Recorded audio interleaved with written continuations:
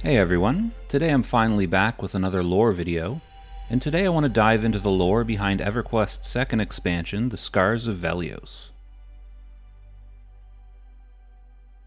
After defeating Veneral Sathir, the rogue dragon Trachanon, and the Ring of Scale in Vishon's Peak, adventurers from across Norath set sail across ice-clad ocean to meet the challenges of the frozen continent of Velious.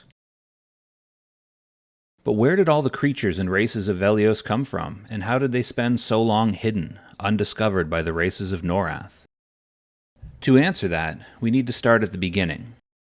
Well, close to the beginning anyways. Back before the start of recorded time to when the crystalline dragon Vishon happened to cross an uninhabited world. Vishon landed on the continent that would come to be known as Velious and struck it with her massive claws, leaving 3 long scars in the land, and then breathed her frozen breath onto the land, plunging the continent into eternal winter. Vishon deposited her brood onto the frozen continent, and they multiplied, coming to dominate the young world of Norath. This period is known by historians as the Age of Scale, and it lasted for thousands of years.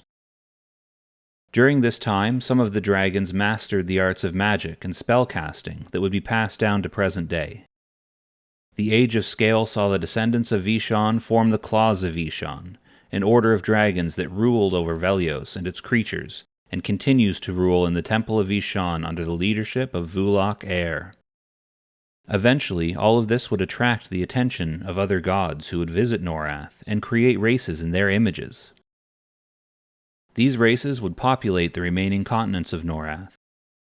The end of the Age of Scale was marked by the splintering of the Claws of Vishon into the dragons who were content to remain on Velious, worshipping Vishon and quietly studying the arts of magic, and a group of dragons hungry for power who left the shores of Velious with the intent of ruling over the mortal inhabitants of Norath.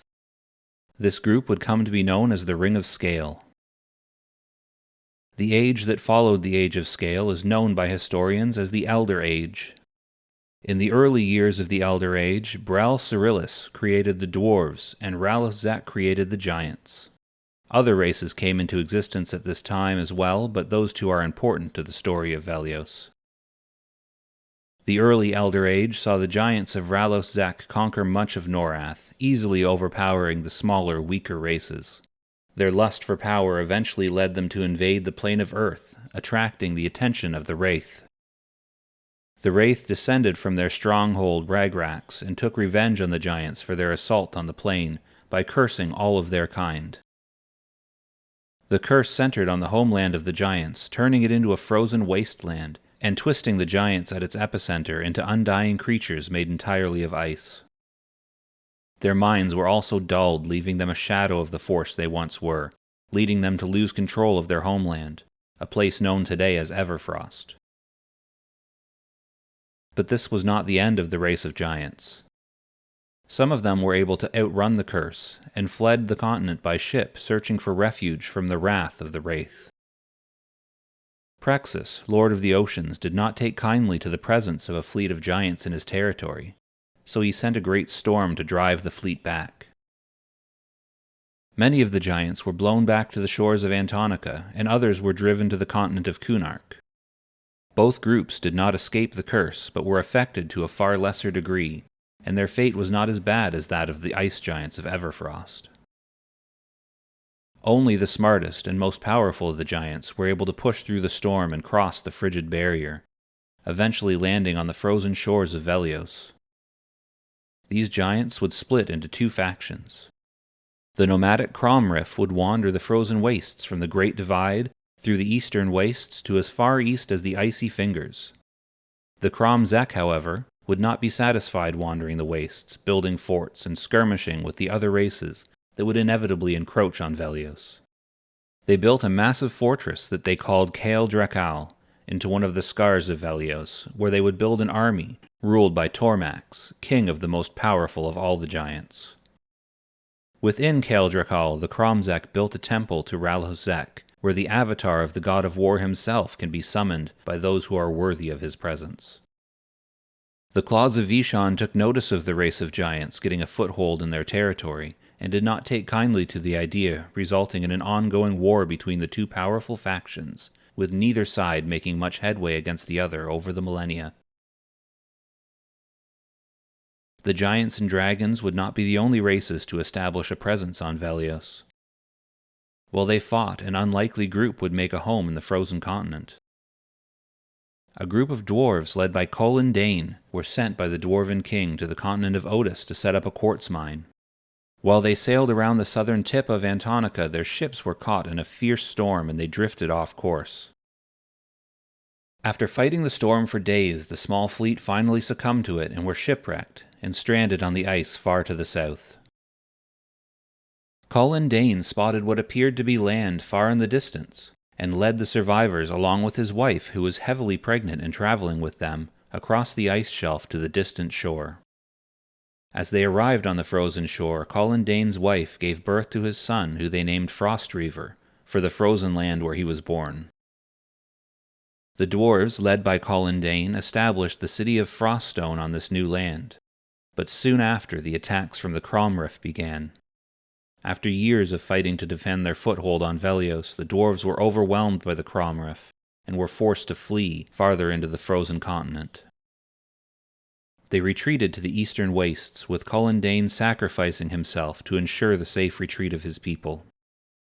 The Velious dwarves took up home in the Crystal Caverns, where they renamed themselves the Coldane Dwarves in honor of the leader who had sacrificed himself, and named his son Frostreaver their new leader, giving him the title of Dane, making him the first in a great line of Coldane kings.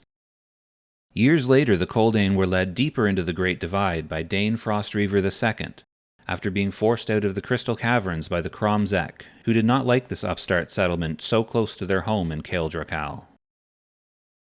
Frostreaver II led them to the mountains, where they established the hidden city of Thurgadon. What the Coldane dwarves lacked in stature and might, they more than made up for with resourcefulness and resolve. Thurgadon grew into a mighty fortress in the mountain, with Icewell Keep at its heart, where the Danes ruled the dwarves throughout the years. These three factions remained locked in conflict for over 1,000 years. But that was not all that was happening on Velious during that time. Sometime late in the Elder Age, or early in the Age of Monuments, a forbidden union between two elemental dragons resulted in the birth of the first prismatic dragon, Caraphim. Many believe Lord Nagafen and Lady Vox to be the two elemental dragons that brought Caraphim into the world, resulting in their exile and imprisonment. Others believe Dozakar the Cursed to be one of the elemental dragons involved, resulting in him being cursed to be slain over and over in the halls of testing. But none of this is true. When the Council of Elders saw what had been done, the elemental dragons responsible were immediately executed, and Kildrakon, the archpriest of Vishon and member of the Elder Council, took it upon himself to raise Caraphim. At this time, Vishon's descendants had been split in two, with the Ring of Scale having left Velious to dominate the mortal races of Norath. Kildrakon hated this divide and believed it was Vishon's will for them to reunite as one singular power again at all costs. He went before the Council of Elders and told them that he had been given a vision from Vishon. He prophesied that Caraphim was meant to lead the claws of Vishon in a great civil war, and in victory he would force a reunification of the two factions of dragons, ushering in an age of draconic dominance. But the Council did not believe him. They knew that the balance of power between the claws of Vishon and the Cromzek of Cael Dracal teetered on a knife's edge, and the distraction of a civil war would tip that power in the giants' favor. Kildrakon's war could result in them losing everything. The Council voted not to go to war with the Ring of Scale. Kildrakon would not be dissuaded that easily, however. Caraphim rose through the ranks of the claws of Vishon and quickly became general. Caraphim won victory after decisive victory, but his lust for violence and destruction frightened the Council. They decided that allowing the prismatic dragon free rein to wage war was too great a risk, so while they still outnumbered Caraphim, Kildrakon, and their followers, they turned on them. Despite outnumbering them, the battle was fierce, but eventually Caraphim was captured and imprisoned in a tomb along with 4 members of the Council that were loyal to him. 4 of the most powerful dragons were set at his guards: Tukark, Nazata, Ventani, and Harashna. As long as they remained alive, the spell holding Carafrim, who had come to be known as the Sleeper, would remain in place. During the battle to capture Carafrim, Zlandakar, one of the last of Vishan's first brood, wanted to take advantage of the chaos and rise to power over the claws of Vishan. Being one of the oldest and most powerful dragons already, he felt that it was his birthright to rule. He attempted to bolster his power using dark, forbidden magic, cannibalizing the powerful dragons that were slain in the battle. This did not escape notice of the council, and as soon as the battle ended, Zlandakar was captured and imprisoned in the dragon necropolis, where he was cursed to feed on the corpses of long-dead dragons and worms. He did get some of the power he craved, however, becoming a godlike figure to the rat-men of the necropolis known as the Chitauri.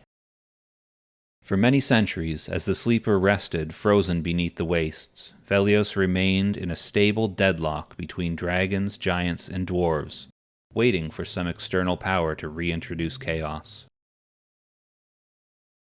Very recently, for the first time since Colin Dane and his dwarven explorers stumbled across the shores of Velious, a race of mortals crossed the frigid barrier. The gnomes of Akanon, with their ship the Icebreaker, were able to breach the barrier and establish travel to and from Velious, allowing brave adventurers to flood into the frozen wastes, ready to disrupt balance and bring chaos and war back to the continent of Velious. Thanks for watching my video on the lore behind the Scars of Velious expansion. Don't forget to leave a like if you enjoyed it. I'll be doing more lore videos soon, so hit subscribe and get notified when they're released. Talk to you next time.